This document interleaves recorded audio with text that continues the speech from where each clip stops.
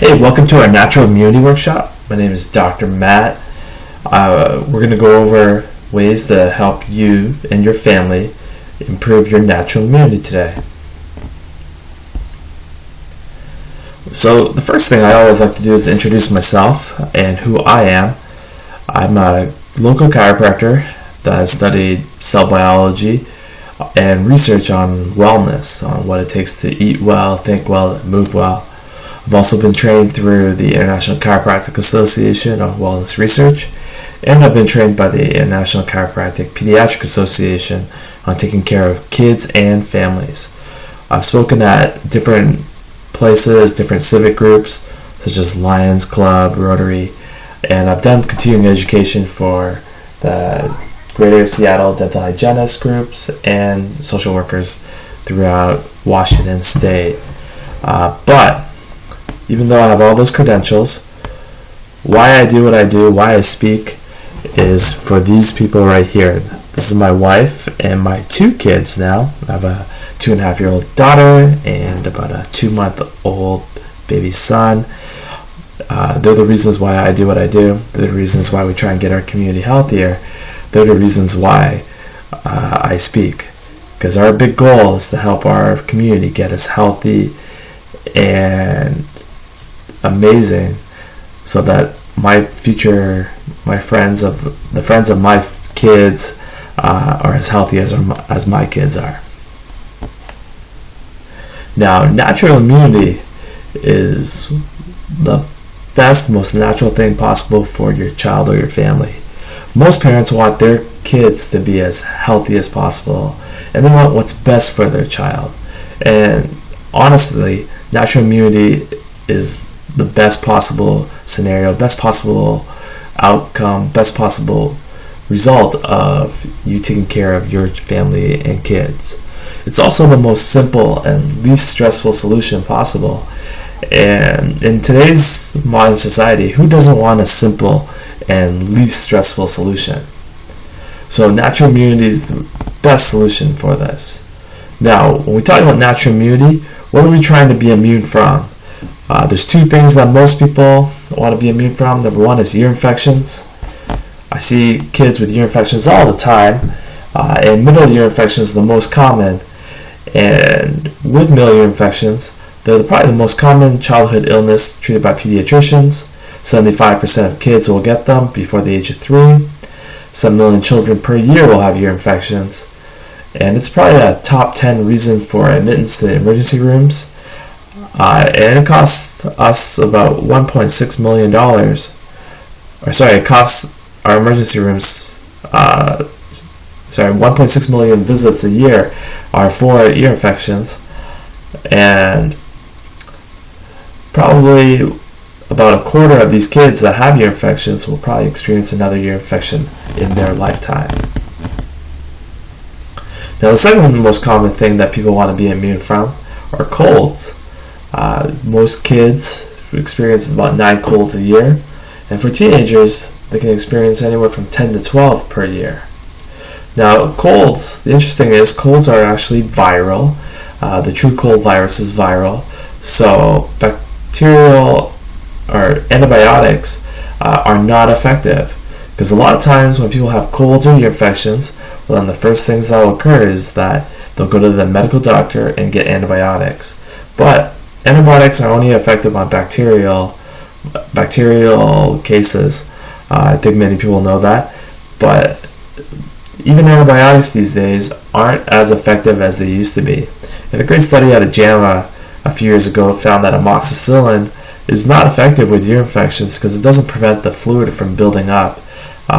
It may kill the bacteria that's inside the fluid, but it still doesn't change the ear infection because there's still fluid within the ear causing that ear infection to occur. The other thing with antibiotics is that antibiotics are starting to become resistant, or bacteria is starting to become resistant to many of the world's antibiotics because of their overuse. A lot of people know this already, and medical doctors already know this. That's why they're prescribing them less and less. But antibiotics there's a lot of bacteria out there, such as MRSA, that is causing a lot of problems because they're resistant to a lot of the antibiotics that we use. Now, for ear infections, antibiotics are one strategy. Another strategy with chronic ear infections is surgeries. And right here is a ear tube surgery. I don't know if many people have known this, but basically they put a tube in your ear so that the fluid drains. Now, 20 to 50% of children with tubes will usually have ear infections again. And 30% of these patients that have had tubes will often have to undergo another surgery within 5 years because the tubes just fail, or they pop out, or they don't work. So it's not a very effective strategy for ear infections. The other problem with having tubes is that they're usually a side effect with tubes. A lot of patients have mentioned in the past that they haven't gotten tubes, that they often have some hearing loss or have scar tissue buildup on the eardrum, because they do put a hole through that eardrum, and over time the eardrum will heal, and scar tissue is not as flexible as the regular regular tympanic membrane that's in your ear. So ear infections or antibiotics and surgeries often have side effects. So those are the most common medical solutions for ear infections and colds. What I want to propose today, what I want to show you guys today, that life is really simple, and we insist on making it very complicated. And the solution of increasing your natural immunity is actually very, very simple. And it actually involves your nervous system. Your nervous system is probably the most important system in your body. It controls and coordinates everything in your body so that you can breathe, you can live, so that you can function. Now, the reason why the nervous system is so important, and this is actually a more simpler guide of what the nervous system actually does. The reason why the nervous system is so important is because it controls and coordinates your immune system. And how it does that is that there's actually two parts of your nervous system. This is actually your autonomic nervous system, if you want to know the details. But these two parts of your nervous system work like this. One part is called the gas pedal. The other part is called the brake pedal. The fancy names are sympathetic and parasympathetic. What you want to do to activate your natural immunity is to make sure that your body works in balance with each other. When you're stressed and extremely on the go and life is very hectic, most people are on the gas pedal. When you're in the gas pedal, your immune system does not work the way it should. When you're on the brake pedal, when you're sleeping, you're digesting, when you're resting, that's when the brake pedal is activated. And when you're on the brake pedal, that is when your nervous system and your immune system function at 100%. So the reason why I bring this chart up is that everything you want to do in life to activate your natural immunity is by activating your brake pedal. Things that can strengthen and activate your brake pedal are things that will strengthen your natural immunity. Now, the three cues of immunity are this. Number 1 is emotional. Number 2, nutritional. And number 3, physical. Now, I can go on for days about emotional stress, but the best tip I have for natural immunity is sleep. The less you sleep, the more emotional stress you're going to have. And there's a great study in 1998 that showed that decreased sleep actually leads to your immunity to be decreased significantly. It leads to decreased natural killer cells that are a vital part of your immune system, and these cells can't function at 100% if you don't get enough sleep. And sleep is actually something that is extremely important in kids and in adults and in teenagers. A kiddo, a baby, an infant should get anywhere from 10 to 12 hours of sleep. A teenager should get anywhere from 8 to 10, and adults should get anywhere from 7 to 8, even 9 hours of sleep to make sure that they activate that brake pedal. Now, the second component is chemical and nutritional. And again, this is a very vast topic. You can go days on days of talking about different things that can help your immunity. But I like to pick out a couple key things so that you can take home with you. Number 1 is probiotics. Probiotics is just natural gut bacteria that people take to supplement their gut bacteria so that it increases your immunity. There's a lot of awesome research out there on probiotics and the natural gut, and how increasing gut immunity increases your body's immune system. Omega-3s are a fish oil. It's basically fish oil, and what it does is help decrease the inflammatory state of your body and help your immune system or help your nervous system get back into that brake pedal, which in turn helps your immune system. Cutting down anti-inflammatory or eating a lot of anti-inflammatory foods will help you. Basically, avoiding gluten and dairy will help your immune system immensely. Also, avoiding sugar. There's a great study about drinking a can of Coke and how a can of Coke can decrease your immunity for up to 2 hours after you drink Coke. And also increasing your vitamin D. The most natural form, the best form of vitamin D is actually sunlight. But in the sunny northwest here, that's not always possible. So supplementing vitamin D, supplementing vitamin D with a supplement is definitely a solution to that. Now the last thing that can help immunity is movement. And movement is extremely important. Exercise is something that's being neglected in a lot of our homes and a lot of our kiddos' lives and a lot of our family lives. But exercise and movement has been shown to cut the risk of illness by 50%. And on a person that exercises on a regular basis, they found that the severity of the illness decreases by 30%. Exercise also improves the movement and the function of your immune cells. Now, movement's an extremely important part of chiropractic. One of the best things and best research out there, and some of the best research out there, is that chiropractic actually influences your immune system. The study right here shows that chiropractic also increases the amount of the movement and the amount of immune cells within your body, so that when you are sick, you get well faster. Now, all those three components affect your brake pedal. They allow your brake pedal to be stronger. They allow you to activate your brake pedal. Another thing that activates this brake pedal is actually chiropractic. And since I'm a chiropractor, what I often talk about is how chiropractic affects the brake pedal and how affecting that brake pedal can affect your immunity. Now, a great study here found that chiropractic and immunity was that they studied 3 different groups: people that were under chiropractic care, people that were healthy, that were not under chiropractic care, and people that were just generally sick. And they found that the chiropractic group versus the people that are just generally healthy had a 200 times increased immune response than the people that were just deemed healthy. And patients that were extremely sick versus the chiropractic group had a 400 times increase in immunity in comparison to those individuals.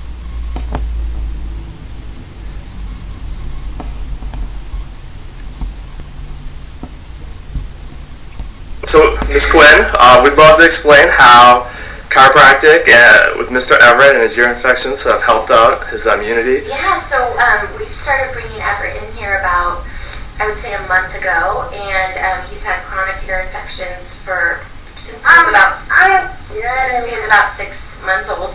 And since flu season starting, I just decided to have him come in to get checked, and he's been having regular adjustments, and we've had absolutely no ear infections or fluid in his ears since we started coming. So I would say a few months. And it's flu season now, so we thought he would get an ear infection because he has a runny nose and he's in daycare. But he's been perfectly fine and he loves coming here, and so we're really thankful for that. So that's actually one of our great patients that have come into our clinic to help their kid increase their immunity through chiropractic. And one of my biggest passions in chiropractic is working with kids and ear infections. Chiropractic has had an amazing success rate with ear infections in kids. And the reason why I'm so passionate about this is I was a kid that had chronic ear infections.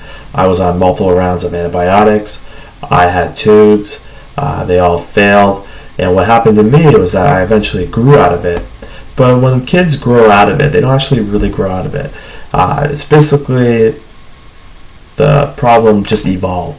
And for me, the problem evolved to asthma, chronic bronchial issues, breathing issues, sinus issues.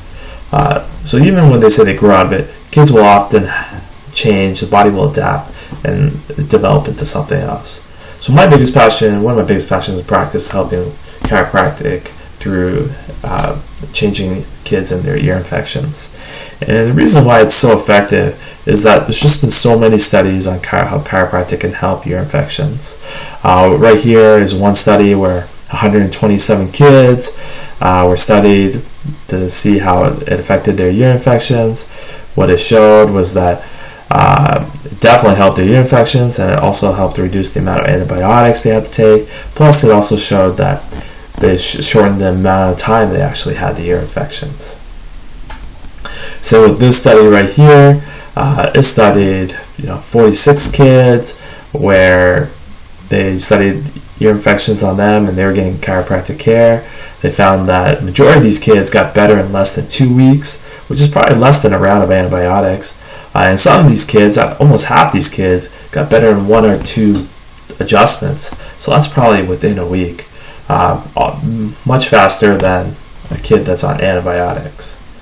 For me, the concept, the reason why people get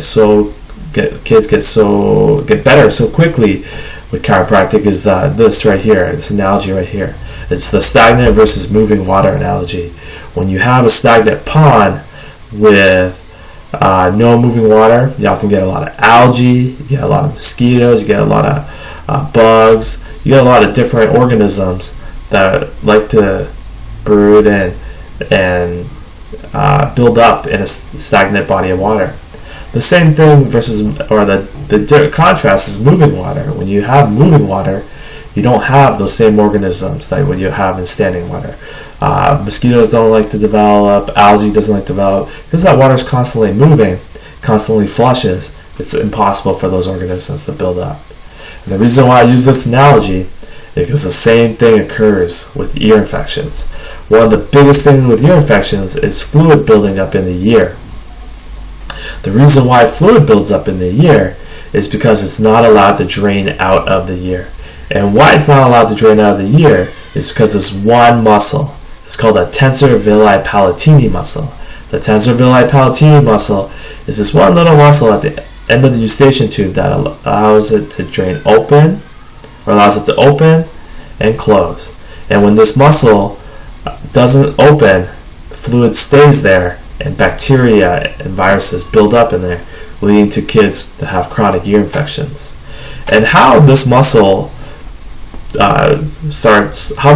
doesn't open, why doesn't this muscle work properly, is because it's controlled by a nerve. Like every other muscle in your body, it's actually controlled by a nerve, and the nerve is actually controlled by the upper neck, the branch of the upper neck, that C1 vertebrae. That a branch of the cranial nerve goes up into this little muscle, the tensor villi palatini muscle. And kind of like when you wake up a morning with a stiff neck. If you wake up one morning with a stiff neck, it's exactly like that. What happens is that when you slept funny, that nerve gets pinched. When that nerve gets pinched, a muscle spasm. And in this case, it's just that muscle that is controlling the eustachian tube. So when that muscle spasms, it doesn't allow any fluid to drain out. So people always ask me, how does this occur? Why does this muscle spasm? Why does this nerve get irritated to the point where it gets spasmed?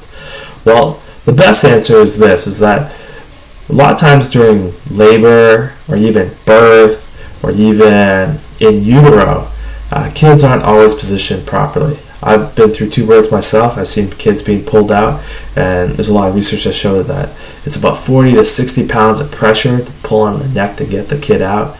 Or in utero, they can be head down or sideways, and they can put tons of pressure on their neck for anywhere from 3 to 4 months, maybe even through the whole labor or whole pregnancy.